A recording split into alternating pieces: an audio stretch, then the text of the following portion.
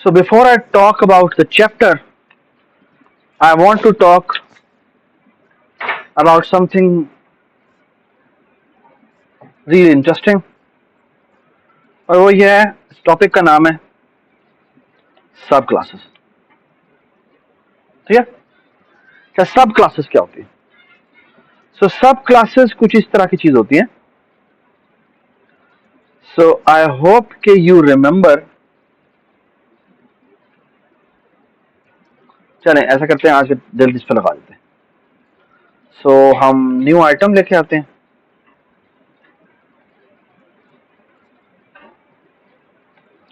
और इसको header file बना लेते हैं.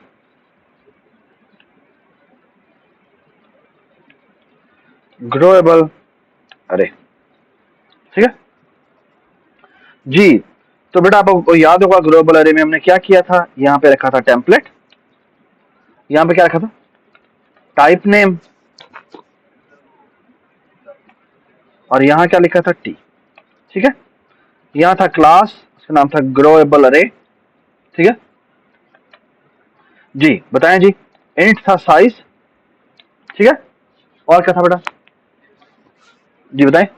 हाँ, और क्या था? टी टाइप का एक पॉइंटर था जिसका नाम था वी. ठीक है, पब्लिक में हम आ गए थे. और यहाँ क्या था बताएं? पब्लिक में एक हमारे पास कंस्ट्रक्टर था जी ए, जिसको इंट साइज पास होता है, जिसकी वैल्यू बाय डिफॉल्ट 1 होती है. ठीक है, मैं इसके अंदर ही बना रहा हूं. ठीक है, तो आप क्या करेंगे, इसको मैं अंडरस्कोर साइज कह देता हूं. तो size is equal to underscore size. ठीक है, और वीज के न्यू टी कर देते हैं. और कितने साइज से कर देते हैं? साइज का. और इसको नल से इनिशियलाइज करवा देते हैं, 0 से इनिशियलाइज करवा देते हैं. ठीक है, ऑल राइट. सो नाउ फिर उसके बाद एक और काम कर लेते हैं. वो ये कि हम एक इंटीजर टी टाइप की एम्परसेंटली एक ऑपरेटर ओवरलोड कर लेते हैं, ये वाला, जिसका नाम है इंटीजर आई. ठीक है, ये वाला इसको इंडेक्स पास होता है. All we have to do is क्या करें? रिटर्न क्या कर दें जी बताएं? वीज की कौन सी वाली इंडेक्स? ith इंडेक्स रिटर्न कर दें. ये हमने बाय रेफरेंस रिटर्न कर दिया. ठीक है, एक उसका और फंक्शन बना लेते हैं, वॉइड पुशबैक. ठीक है, पुशबैक बेटा क्या होगा बताएं मुझे, प्लीज बताएं. पुशबैक में क्या होना चाहिए? सॉरी जी, इंसर्ट एट एंड करना है. इसको टी टाइप की एक वी वैल्यू पास होगी. And all it has to do is एक पैरा काम करें कि टी टाइप की एक हीप अरे बनाए, जो कितने साइज की होगी? न्यू टी टाइप की होगी, जितना साइज है उससे एक ज्यादा साइज की. I hope everybody understand this. ठीक है, उसके बाद हमने बेसिकली बेटा क्या किया था?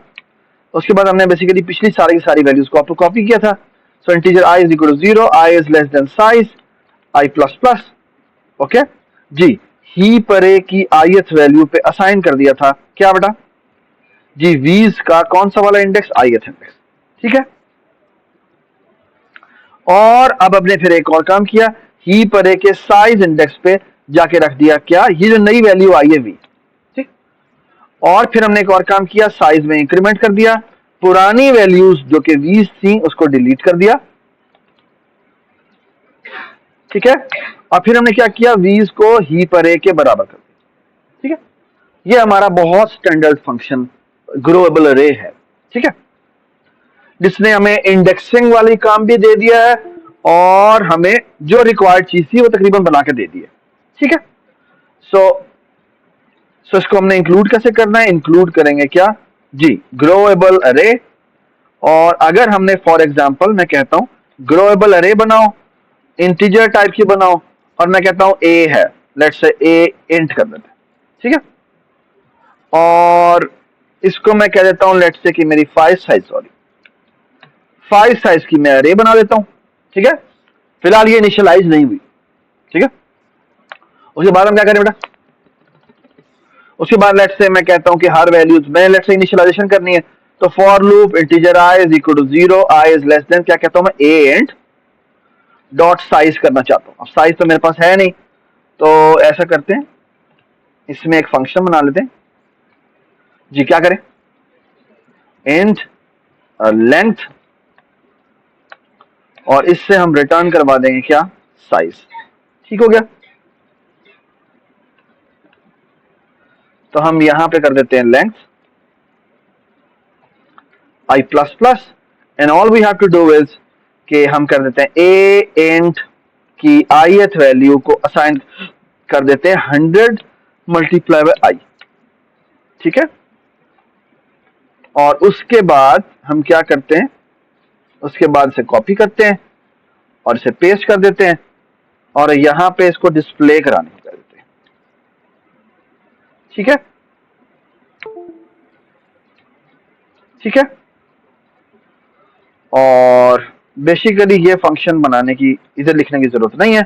All we have to do is void, हाँ जी क्या रखे नाम बेटा? हम रखे इनिट इज एट। इसको हम क्या पास करेंगे जी? ग्रोएबल अरे। हाँ जी बेटा, कितने साइज की? हमें तो नहीं पता, हम इसे एम्परसेंटली पास कर देंगे। And all we have to do is, यहां पे हम क्या लूप था बेटा इनिशियलाइजेशन का? For loop integer I is equal to 0, I is less than क्या था? A in dot length I plus plus, और हमने क्या किया था बेटा? ए इंट की ith value is equal to rand mod mod 5 multiply by 100। ये कहां से कहां तक वैल्यू साइन करेगा? सो रैंड नंबर जनरेट किया, उसको 5 से, उसका 5 से मॉड लिया तो वो 0 से 5 के दरमियान, 0 से 4 के दरमियान में हो जाएगा। उसको मैंने 100 से मल्टीप्लाई कर दिया, तो इसका मतलब या तो वैल्यू 0 आएगी या 1 या 100 आएगी या 200 आएगी या 300 आएगी या 400 आएगी, बस। ठीक है। तो ये वैल्यूज मैंने रैंडमली इनिशियलाइज कर दी हैं। और अगर मैं इसको ये कर दूं मॉड 6 प्लस 1, तो ये बेसिकली क्या कर रहा है? Can you guess? ये क्या जनरेट कर रहा है? 1 से 6 तक कोई वैल्यू जनरेट कर। एसेंशियली किया क्या इसने? ये इसने जितनी भी अरे आई है उनको डाई रोल्स, जो है डाइस जो आप रोल करते हैं, उससे इनिशियलाइज कर दी। कितनी डाइस उसने रोल की है? जितनी अरेस है। ये बात समझ आ गई? ठीक है। तो ये कर लिया हमने, तो हम क्या करते हैं जी? इनिट एंड कर देते हैं, इसमें हम ए एंड भेज देते हैं। प्लीज डू नॉट फॉरगेट कि यहां पर मैंने एम परसेंटली भेजा, क्योंकि अगर मैं एम परसेंटली ना भेजता तो क्या होता? तो ये इनिशियलाइजेशन हो जाती लेकिन ना होती। ठीक है। तो कंट्रोल एक्स कर लेते हैं। यहां पर अगेन हम यही काम कर लेते हैं, इनिट की जगह हम प्रिंट ए एंड कर देते हैं। इसमें भी हम जी a and ampersand a and कर देते हैं। ठीक है। And it's a good programming practice कि आप यहां पे कॉन्स्ट लगाएं। ठीक है। पेस्ट कर देते हैं और बेशक यहां पे एक सी आउट मैसेज भी कर देते हैं। ठीक है। और यहां पे सी आउट क्या कर देंगे बेटा? ये सॉरी, ठीक है, ये ब्रैकेट खत्म कर देते हैं। और अब what's the problem with this? Problem is कि यहां पे मैंने मैसेज नहीं भेजा। यहां पे लिखते हैं कॉन्स्ट कैरेक्टर पॉइंटर मैसेज। ठीक है। अच्छा, एक छोटा सा इश्यू है, वो ये कि जो लेंथ है उसको क्या होना चाहिए? क्योंकि कॉन्स्ट बना दिया तो लेंथ जो है उसको कॉन्स्ट होना चाहिए। ठीक है। ठीक है। और आई थिंक ये भी एरर हो जाएगा। क्यों एरर हो जाएगा? बताएं क्यों एरर हो जाएगा? क्योंकि इसके हमें दो वर्जन बनाने, एक वो जो कि कॉस्ट वाला, ठीक है, और एक हो जो कि ऐसा हो। अब इसको ठीक चलना चाहिए और ये अब ठीक हो जाएगा। ठीक है। सो मैंने इनिट कर दिया, प्रिंट इंट कर दिया और इसमें भी इंट भेज दिया। ठीक है। और इसमें मुझे मैसेज भेजना है तो मैं कहता हूं ए इंट। ठीक है।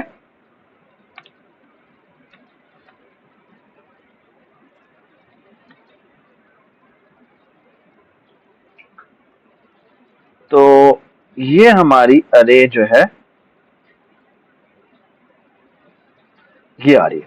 ठीक है, इसका थोड़ा फॉन्ट शायद इसने चेंज किया हुआ है, तो फॉन्ट जाके यहाँ पे रास्टर कर देते हैं और यहाँ पे 10/20 किया हुआ है। तो what should we do that? Height ज्यादा होती है,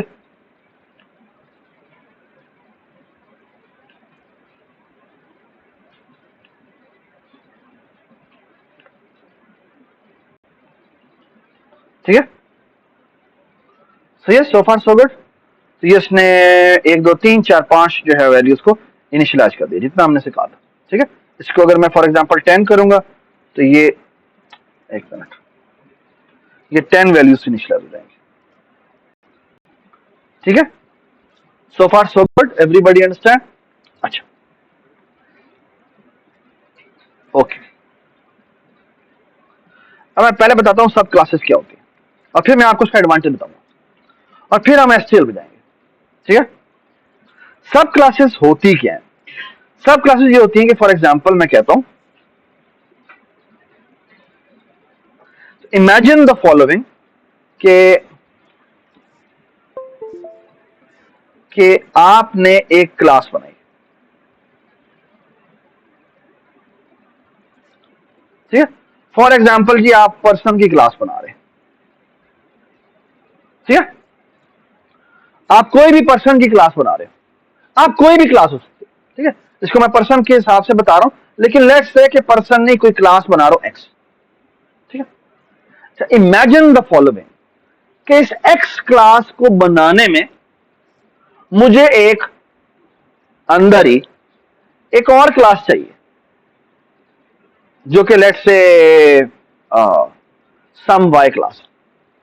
ठीक है, मैं एग्जांपल देता हूं आपको। फॉर एग्जांपल मैं कहता हूं मैंने पर्सन की क्लास बनाई है, उसको डेट ऑफ बर्थ चाहिए, तो डेट की क्लास भी होनी चाहिए, है ना, ताकि वो डेट को सारे को आपस में मैनेज कर सके। आपको ये बात समझ आई मैंने क्या बात की? ठीक है, लेकिन मैं लेट अस से कि बाहर की दुनिया को नहीं बताना चाहता कि ये क्लास है। आपको ये बात समझ में आई मैंने क्या बात की? कि लेट्स से बाहर की दुनिया को हम बताना नहीं चाहते कि ये क्लास एग्जिस्ट करती है, क्योंकि वो मेरी क्लास है। मेरी क्लास को जो आउटसाइड मैंने देनी है उसके हेल्प के लिए मैंने बनाई थी। आपको ये सिनेरियो समझ में आया क्या? कि लेट्स से क्लास थी जो मैंने बनानी थी, मैंने वही क्लास ही पब्लिक करनी। फेसबुक ने फॉर एग्जांपल अपनी कौन कौन सी क्लासें बनाई हुई हैं वो तो आपको नहीं बताना चाहता, वो तो आपको सिर्फ ये बताना चाहता है कि ये फेसबुक है। आपने अगर इसकी एपीआई को अपने प्रोग्राम में अपनी वेबसाइट के ऊपर ऐड करना है तो वो आपको कहेगा फेसबुक टाइप का एक आप एफ ऑब्जेक्ट बनाए, उसका डॉट, उसने एक अपनी फंक्शनैलिटी दी हुई है कि भाई आप डॉट ऐड फ्रेंड कॉल कर सकते हैं, आप डॉट ऐड रिमूव कॉल कर सकते हैं, ये चीजें कॉल कर सकते हैं। अब लेकिन उसने फेसबुक की पूरी जो मेन क्लास है उस क्लास को बनाने के लिए उसके अंदर और बहुत सारी क्लासें हैं जिनकी जरूरत है। आपको ये बात समझ आई क्या बात? वो नहीं बताना चाहता आपको। ये बात समझ आई? यहां पर आइडिया आता है सब क्लासेस का। ठीक है, सब क्लासेस का मेन आइडिया क्या है कि एक क्लास है जो मैं आउटसाइड वर्ल्ड को दिखाऊंगा और उसने अपने अंदर बहुत सारी छोटी छोटी क्लासें जो है एज ए हेल्पिंग टूल के तौर पर बना रखी हैं। वो कहां आएंगी? वो यहीं पर आएंगी। So what I will going to do is ये सब क्लासेस हम इसके अंदर ही बना देंगे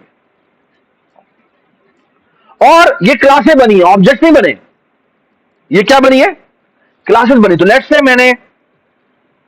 मैंने यहां पे सब क्लास 1 लिखा, यहां पे मैंने सब क्लास 2 लिखा, यहां पे मैंने सब क्लास 3 लिखा। तो अब अगर आपको इस क्लास के अंदर इसका ऑब्जेक्ट चाहिए तो आप क्या लिखेंगे? आप लिखेंगे सब क्लास 1 का OB1। आप यहां पे क्या लिखेंगे? सब क्लास 2 का लेट्स से OB2। इसी तरह मैं लिखूंगा सब क्लास 3 का OB3, समथिंग लाइक दैट। ये बात सुन रहे जी? थोड़ा जोर से बोलो।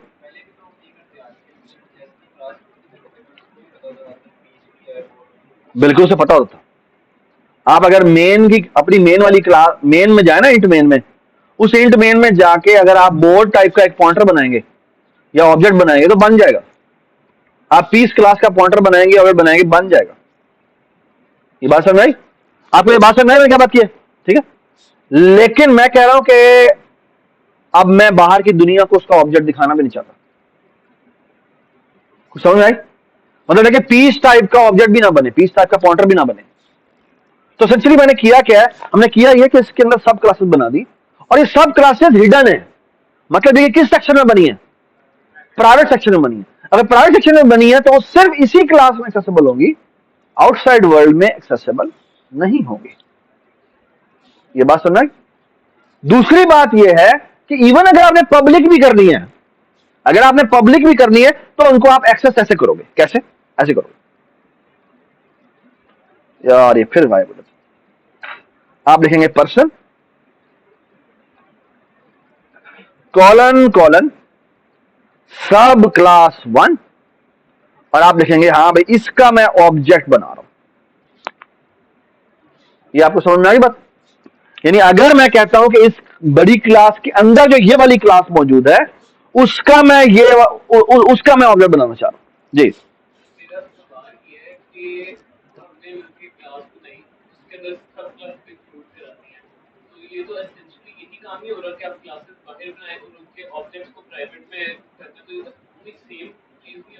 नहीं हो रही।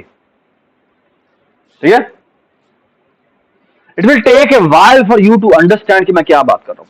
ठीक है, ठीक है कि मैं यानी ये कितनी इंपॉर्टेंट बात है। सब क्लासेस उसके अंदर बनने का मतलब क्या है? उसका मतलब ये है बेसिकली, पहली इंपॉर्टेंट बात तो ये है कि मुझे ऊपर कुछ इंक्लूड करने की जरूरत नहीं है। पहली बात, उनकी सब क्लासेस की डिक्लेरेशन उसके अंदर हुई है, वो मैंने की है, मुझे पता है कि वो क्या है। ठीक है ना? तो वो एक काइंड ऑफ उनकी ओनरशिप भी मेरी ओनरशिप है। वो जो क्लासें आप अलग बनाते हैं वो ओनरशिप मेरी नहीं होती। ये सब क्लासेस मेरी ओनरशिप है। और कई जगहों पे आपको फॉरवर्ड डिक्लेरेशन करनी पड़ती है ना? यहां पे फॉरवर्ड डिक्लेरेशन की जरूरत नहीं है। यहां पर फॉरवर्ड डिक्लेरेशन की जरूरत नहीं है। ओके, एक और बहुत बड़ा एडवांटेज है, मैं आपको बताता हूं क्या एडवांटेज है। आप बेसिकली पूरी की पूरी एसटीएल सब क्लासेस पे चल रही है, और सब क्लासेस के बगैर वो नहीं हो सकती इंप्लीमेंट। ओके, आई मीन हो सकती है, लेकिन वो उसका सिंटेक्स इतना गंदा हो जाएगा कि वो आउट ऑफ कंट्रोल हो जाएगी। ठीक है, ऑलराइट, अब मैं आपके सामने बड़ी मजे की चीज करने लगा हूं, और वो ये, आई होप सबको समझ में आ गया सब क्लासेस क्या होती है। ठीक है, मैं आपको जी जोर से बोलो। नहीं होती, उसके प्राइवेट एट्रीब्यूट की एक्सेस नहीं होती। हाँ, अगर उसके एट्रीब्यूट्स पब्लिक हैं, अगर उसके एट्रीब्यूट्स पब्लिक है तो उनकी एक्सेस होगी।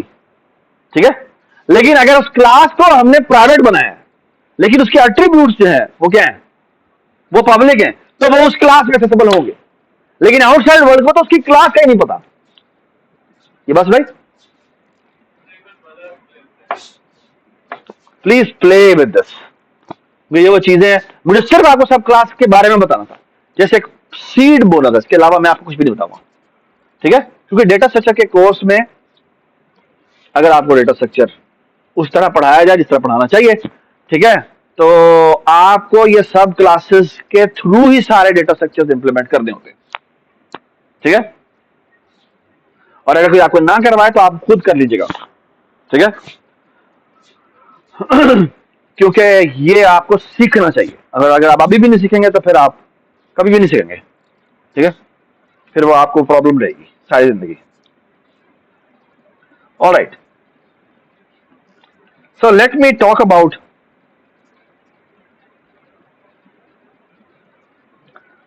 तो मैं आपके सामने पहली सब क्लास बनाने जा रहा हूं। ओके, और मैं जानबूझ के, तो ये मेरे फंक्शंस हैं, एंड प्लीज ये मेरे फंक्शन है जो मेरे मेंबर फंक्शन। ठीक है, और आप देखना मैं एक काम करने लगा और आपको समझ में आएगा मैं क्या कहता हूं। हम जब याद है वेक्टर्स को यूज करते थे, अरे लिस्ट को यूज करते थे, या इवन इनिशियलाइजेशन लिस्ट को यूज करते थे, तो उसमें बड़ी मजे मजे की चीजें थी। मैं बताता हूं क्या चीजें। एक बड़ी मशहूर क्लास होती है जिसे कहते हैं, अब मैं अगेन एक सब क्लास बना रहा हूं। तो क्लास इसका नाम रखता हूं जी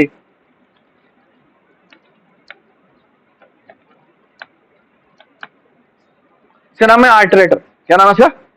आर्टरेटर। ठीक है,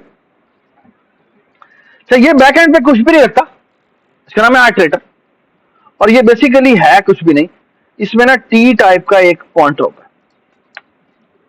ठीक है, अच्छा आर्टरेटर क्या है? आर्टरेटर ये हमारी सी प्लस प्लस की स्टैंडर्ड लाइब्रेरी है, उसमें आपको हर डेटा स्ट्रक्चर के साथ एक आर्टरेटर मिलेगा। हर डेटा स्ट्रक्चर के साथ आर्टरेटर का क्या मतलब है कि डेटा स्ट्रक्चर्स क्या है कि आपने एक डेटा है, उस डेटा को ऐसे स्ट्रक्चर करके रखना है कि हम उसके अंदर ट्रेवर्स एफिशिएंटली कर सके। आपको सवाल समझ में आया मैंने क्या बात की? ठीक है ना, हर डेटा स्ट्रक्चर के अपने फायदे हैं, अपने नुकसान हैं। ठीक है, so far so good, everybody understand जी? ये मैंने पब्लिक में जानबूझ के रखी है, ठीक है, क्योंकि मैं बाहर की दुनिया से इसको यूज करूंगा। ठीक है, लेकिन यू विल सी कि इसका क्या एडवांटेज होगा।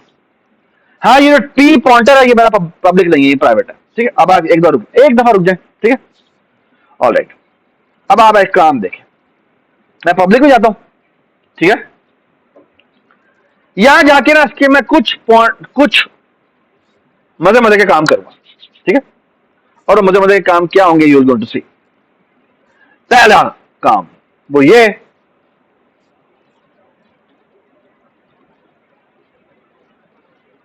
ओके,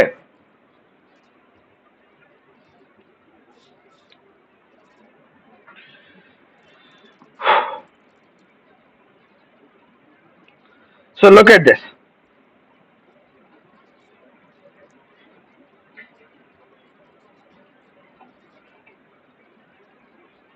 मैं इसी आर्टरेटर टाइप का एक कंस्ट्रक्टर बना रहा हूं।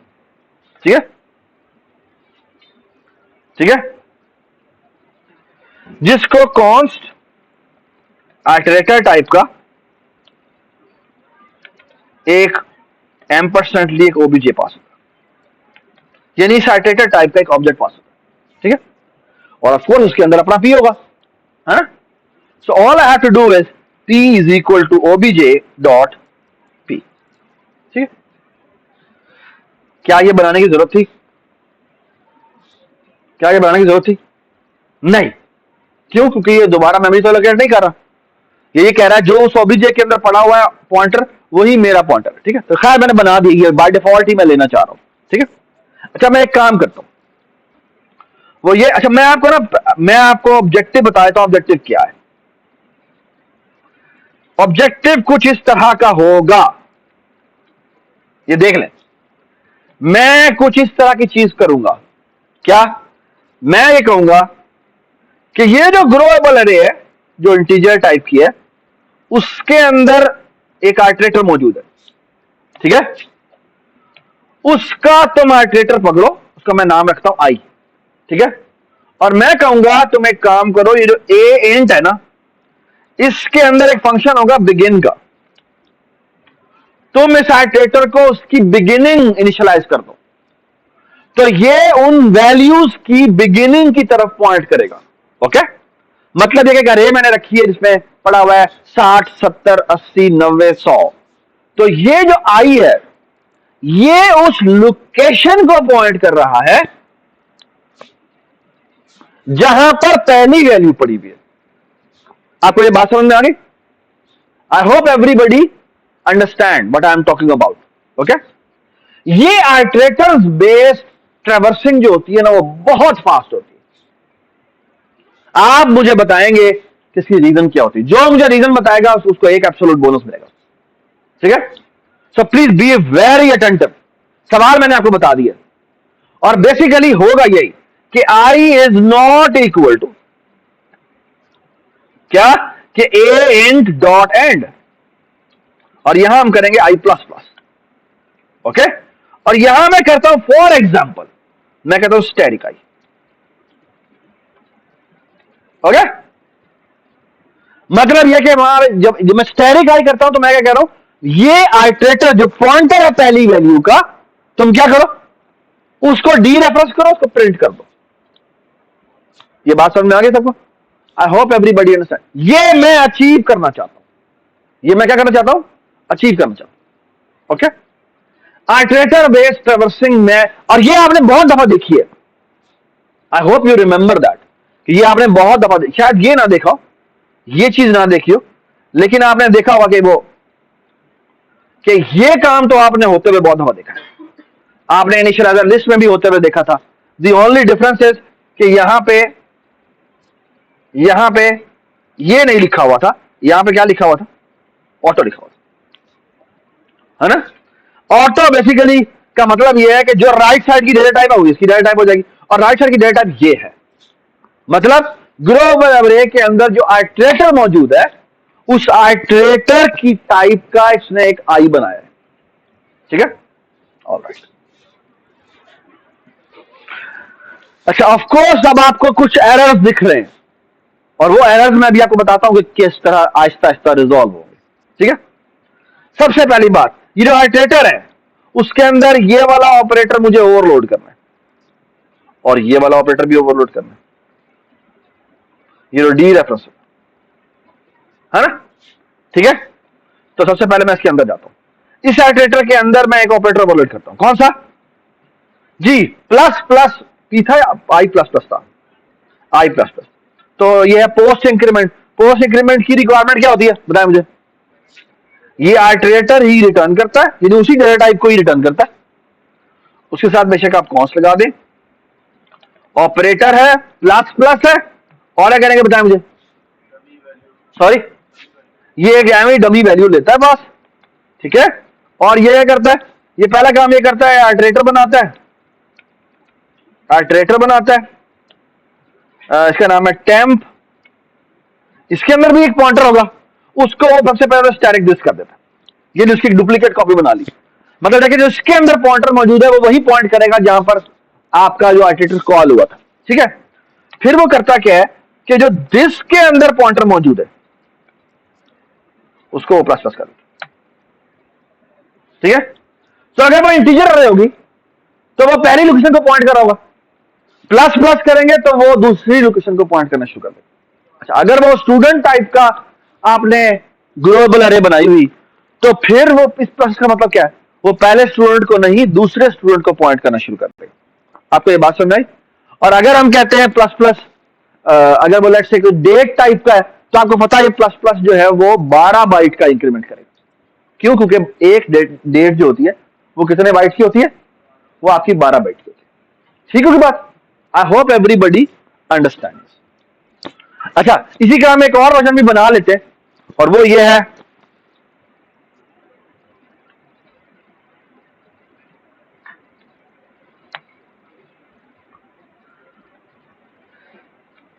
प्री इंक्रीमेंट भी बना लेते हैं, जिसकी return type of course cost नहीं होगी, यहां पर m% होगा। तो बाद में इसका अंदर रिटर्न भी करना था हमने, क्या रिटर्न करना था, टेम्प। यहां पर आपको कोई भी टेम्प रिटर्न करने की जरूरत नहीं है, all you have to do is return static this. So far so good. अब एक ऑपरेटर ओवरलोड होने वाला बाकी है, कौन सा वाला बताएं मुझे, कौन सा ऑपरेटर होना बाकी है। ये देखिए, ये वाला कौन सा ऑपरेटर है कि एक आइटरेटर को मैं डी रेफरेंस कर सकूं। ओके, और इसको डी रेफरेंस करने का मतलब है कि इसके अंदर जो पीछे पॉइंटर मौजूद है उस पॉइंटर को डी रेफरेंस करना है। ये बात समझ आ गई, all right. So all I will do is, मैं करूंगा टी टाइप, यानी कि मुझे तो वैल्यू चाहिए, और मैं कहता हूं क्या, ऑपरेटर स्टैटिक, यानी ये डी रेफरेंस है, ये मल्टीप्लीकेशन नहीं है, ये यूनरी ऑपरेटर, और ये कहता है रिटर्न क्या, स्टैटिक। ठीक है, यानी इसका पॉइंटर जहां पर मौजूद है उसकी पड़ी हुई जो वैल्यू है वो रिटर्न कर। I hope everybody understand. ये मैंने आइटरेटर इंप्लीमेंट कर दिया। ठीक है, ये मैंने आइटरेटर अपना हमारा पहला इंप्लीमेंट कर दिया। ठीक है, ऑलराइट। नाउ लुक एट, ये आइटरेटर क्लास हमारी बन गई है, और अब मैं एक काम करता हूं, आपको याद होगा ये जो सिंटेक्स लिखा हुआ है उसमें एक ये फंक्शन की रिक्वायरमेंट है। ये फंक्शन क्या है, ये किसका फंक्शन है, पहले तो मुझे बताएं। ये फंक्शन जो है वो मेरे आइटरेटर क्लास का फंक्शन है, या ग्रोएबल अरे की क्लास का फंक्शन है, ये ग्रोएबल अरे की क्लास का फंक्शन है। और मुझे बताएं इसी तरह जो ए एंड डॉट एंड है वो किसका फंक्शन है, वो भी ग्रोएबल अरे और उसी का होना चाहिए। Okay, so look at this कि मैं क्या करूंगा। मैं यहां जाता हूं, यहां जाके एक फंक्शन बना रहा हूं, इसका नाम है बिगिन। अच्छा, बिगिन की रिटर्न टाइप क्या है, वो है आइटरेटर। ठीक है, स्पेलिंग यही थी ना जी। बिगिन क्या करता है, बिगिन कहता है मेरे पास जो ये अरे पड़ी हुई है इसकी पहली लोकेशन जो है तुम क्या करो, सॉरी क्या कर लो। तो लुक एट दिस कि मैं क्या करने जा रहा हूं। पहला काम ये करते हैं, ये देखें, ये बड़ी बात सुने, ये मैं आइटरेटर में जाता हूं। एक छोटी सी चेंज और करनी है मैंने, वो ये कि ये जो आइटरेटर है ना, इस आइटरेटर का के अंदर मैं एक कंस्ट्रक्टर बना रहा हूं जिसमें मैं टी टाइप का एक अंडरस्कोर पी भेज देता हूं। और बाद में ये एक प्राइवेट कंस्ट्रक्टर है। क्या कंस्ट्रक्टर है, प्राइवेट कंस्ट्रक्टर है, प्राइवेट कंस्ट्रक्टर है। प्राइवेट कंस्ट्रक्टर तो कोई कॉल नहीं कर सकता, ठीक है। लेकिन मैं एक काम कर सकता हूं, और वही काम ये करता हूं कि इस क्लास के अंदर जाके मैं लिख देता हूं फ्रेंड। कौन सी क्लास, जो हमारी ग्लोबल अरे क्लास थी, फ्रेंड क्लास ग्लोबल अरे। जिसका मतलब क्या है मुझे बताएं कि इस जो ग्लोबल अरे क्लास है इसके पास इस आइटरेटर की एक्सेस है, प्राइवेट एट्रीब्यूट की भी एक्सेस है, ठीक है। और अब देखना मैं क्या करता हूं, हम ये करते हैं, यहां जाते हैं, यहां कहते हैं भाई एक आइटरेटर बनाओ, उसको रिटर्न कर देना। और एक काम करो, ये जो वीज है इसको पास कर दो, विच मींस यहां पर आ जाएगा ये। और यहां क्या करो, यहां पे पी को असाइन कर दो अंडरस्कोर पी। ओके, सो बिगिन फंक्शन क्या करता है, जो बैकएंड पे वीज की अरे पड़ी हुई है उसकी वो जो पहली लोकेशन है, ठीक है, उसको इस आइटरेटर में रखवाता है और कहता है इसका ऑब्जेक्ट बना के रिटर्न कर दो। ये बात समझ आ गई। अब अगली बात सुने, बिल्कुल इसी तरह मैं एक फंक्शन और बनाता हूं, अगेन आइटरेटर है और उसका नाम है एंड। ऑलराइट, पहले तो मुझे सवाल का जवाब दे, मैंने क्या लिखा। अब देख रहे हैं बिगिन का एरर खत्म हो गया, ये देख रहे हैं आप, बिगिन का एरर खत्म हो चुका है जी। अब एंड का रहता है, एंड में क्या करें। अच्छा, वो कहता है आई में इंक्रीमेंट करते जाओ करते जाओ। तो लेट्स से मैं कहता हूं कि मेरी 5 साइज के अरे है, कितना साइज के अरे, 5 साइज की। तो मुझे बताएं इस लूप को कब खत्म होना चाहिए, क्या 0th इंडेक्स पर खत्म होना चाहिए, 1 पे, 2nd पे, 3rd पे, 4th पे, या 5th पे। 4 पे नहीं होना चाहिए खत्म, ये 5 साइज के अरे है ना, तो इसको कब खत्म होना चाहिए, 4th इंडेक्स खत्म नहीं होना चाहिए, 6th पे खत्म होना। 6th इंडेक्स जो कि एक्चुअली 5th इंडेक्स है, 6th वैल्यू जो कि एक्चुअली उसकी बाउंड्री से बाहर है। तो एक्चुअली इस लूप को कब टर्मिनेट होना चाहिए, जब वो अपनी बाउंड्री से बाहर निकले। तो इसका मतलब एंड क्या होगा, एंड होगा जो भी मेरा वीज है उससे कितना आगे, जितना साइज है उतना आगे। So which means look at this, look at the very beautiful implementation of and. वो कहता है रिटर्न करो आइटरेटर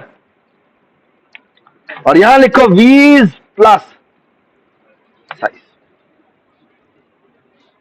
ओके जी बिलाल,